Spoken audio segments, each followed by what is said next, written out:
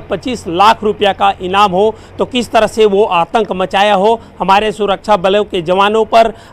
ना सिर्फ ये ताबड़तोड़ हमला किया रहा है, कई हमलों पर ये शामिल भी रहा है। इसके साथ ही साथ सुदूर वनांचल क्षेत्र में जो विकास की धारा बहती थी, जो विकास के काम होते थे, उसे अवरुद्ध करने का काम ऐसे जो माओवादी हैं वो करते थे। और यही वजह है कि कई हमलों में शामिल होने की वजह से इनके सर पर 25 लाख रुपए का इनाम जो रखा गया था। इससे जो ललिता की बात कही गई है, तो वो भी एक माओवादी इनामी माओवादी उसे कहा जाता है। अब देखना होगा जब वापस टीम हमारी लौटेगी, जवान जब लौटेंगे, तब किस तरह के जो वहाँ पर कितने माओवादी मारे गए उसका पता चलेगा। और आप जिक्र कर रहे थे ललित कि अगर समाज की मुख्य धारा से अगर नहीं जुड़ते हैं तो इस तरह से उन्हें ताबड़तोड़ जवाब दिया जाएगा और उनके माओवादियों को मुँह की खानी पड़ेगी। मेरे पास कुछ आंकड़े हैं ललित, अगर हम सरेंडर की बात करें तो जब पुलिस का दबाव बढ़ता है, डीआरजी का या फोर्स का दबाव बढ़ता है, तो माओवादी है वो सरेंडर भी करते हैं, मुख्य धारा पर जुड़ना भी चाहते हैं। तो हमारे पास एक आंकड़ा है, 2018 में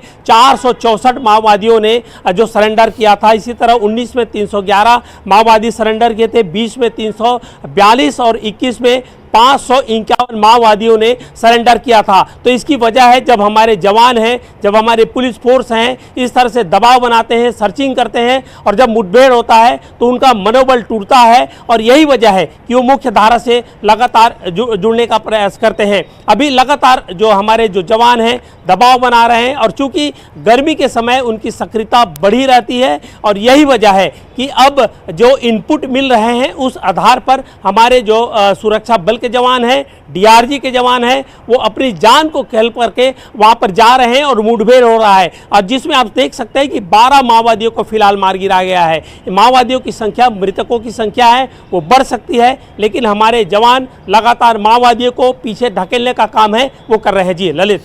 बिल्कुल, और इन सब के बीच आप जानकारी युगल दे रहे थे, हम एक तस्वीर और अपने दर्शकों को दिखा रहे हैं जिस शंकर राव का जिक्र हो रहा है। हालांकि इनके हुलिया में तब्दीलियां आ जाती हैं, लगातार ये जंगल में रहते हैं, इनकी टॉप जो लीडरशिप डिसाइड होती है उसे भी, जैसे सिक्योरिटी में आपने देखा है X category security, Y category, Z category, इसी तरह से इन्हें भी बाकायदा सिक्योरिटी ऑफिसर मिले होते हैं।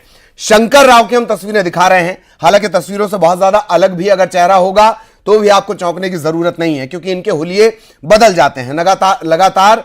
जैसे जैसे कैडर में ये आगे बढ़ते जाते हैं, ये पीछे रहना, पुलिस से छिपकर रहना शुरू कर देते हैं। बदले हुए चेहरे की तस्वीरें मिलना कई बार मुश्किल होती है। शंकर राव को पकड़ लिया जाना इस वजह से भी, जब भी दंडकारण्य स्पेशल जोन कौन संभालेगा, या जब भी बस्तर की कमान किसे दी जाएगी, जब भी कोई बड़ा ऑपरेशन करना होगा, जब भी कोई बड़े नक्सली के विकल्प को देखा जाता है, लीडर के विकल्प को देखा जाता है, इस शंकर राव का नाम जरूर रहता है। 25 लाख का इस पर इनाम है। इसके अलावा ललिता और माधवी, इनके बारे में भी जानकारी मिल रही है, किन किन ऑपरेशंस में ये रहे, कितना नुकसान इन्होंने सरकारों को, सुरक्षा बलों को, आम इंसानों को पहुंचाया है, उसकी भी अपने आप में एक बहुत बड़ी कुंडली है। लेकिन टॉप कमांडर शंकर राव को ढेर कर दिया जाना इस लिहाज से बहुत ज्यादा जरूरी समझिए कि नक्सलियों का जो मनोबल है उस पर गहरा असर यह करेगा। सरकार में आते ही एक जिम्मेदार मंत्री ने कहा था, या आर या पार, या तो आके बात कर लो वरना फिर हम आकर खत्म करेंगे। दूसरी तरफ उस पहलू को भी देखिए कि कवर्धा में साफ कर दिया गया है, नक्सलियों की जानकारी लाओ, 5 लाख का इनाम पाओ। यह व्यापक तरीके से चलाई जा रही रणनीति, यह व्यापक तरीके से चलाई जा रही रणनीति का नतीजा कि आज आप 2 तस्वीरें देख रहे हैं। एक वो इलाके जहां कोई घुस नहीं सकता था, वहां पर घुसकर ऑपरेशन किए जा रहे हैं, और एक वो चेहरा जिन्होंने यह तय कर लिया था कि जनताना सरकार के अस्तित्व को लोकतंत्र से ऊपर रखेंगे, उसकी ये तस्वीरें, माला चढ़ गई इस तस्वीर पर, यह समझ लीजिए नक्सलियों की तरफ से। खेम नारायण, क्या कुछ अपडेट?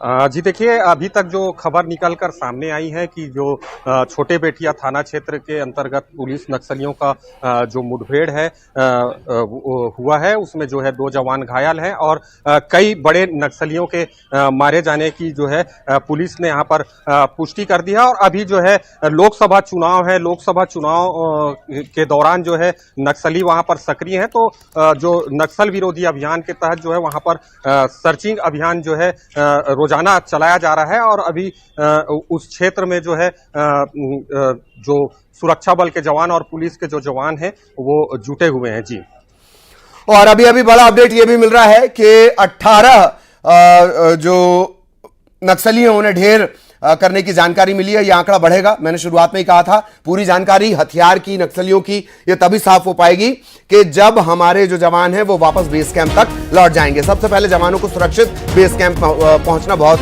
जरूरी है। जवानों को बड़ी कामयाबी के तौर पर इसे देखा जा रहा है। न सिर्फ जवान, लोकतंत्र के लिहाज से बड़ी कामयाबी है। मुठभेड़ में 18 नक्सली ढेर, इस बात की पुष्टि कर दी गई है। टॉप कमांडर शंकर राव मारा गया है, ललिता मारी गई है। ये सभी डीवीसी रैंक के थे। डीवीसी रैंक ऐसे समझ लीजिए कि नक्सलियों की तीसरी और चौथी कैटेगरी, टॉप से लेकर तीसरी चौथी आप समझ लीजिए इसे। हालांकि इसके नीचे भी और रैंक होती हैं। महिला नक्सली भी ढेर है, ललिता माधवी। ललिता पर भी लाखों का इनाम था। 25 लाख का इनाम शंकर राव पर था।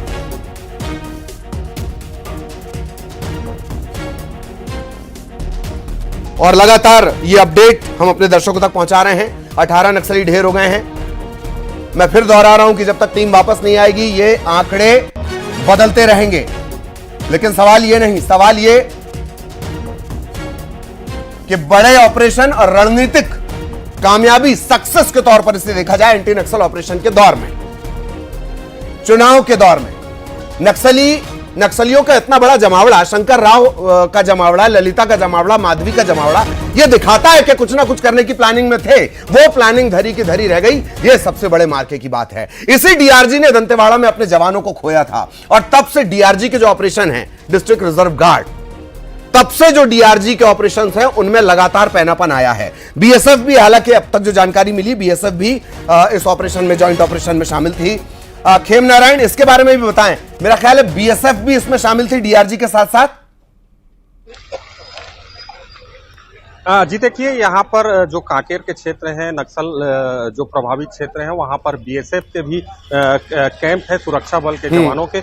और जो सुरक्षा बल के जवान हैं और पुलिस की जो डीआरजी के जो जवान हैं, ये संयुक्त रूप से जो है जो सर्चिंग पार्टी है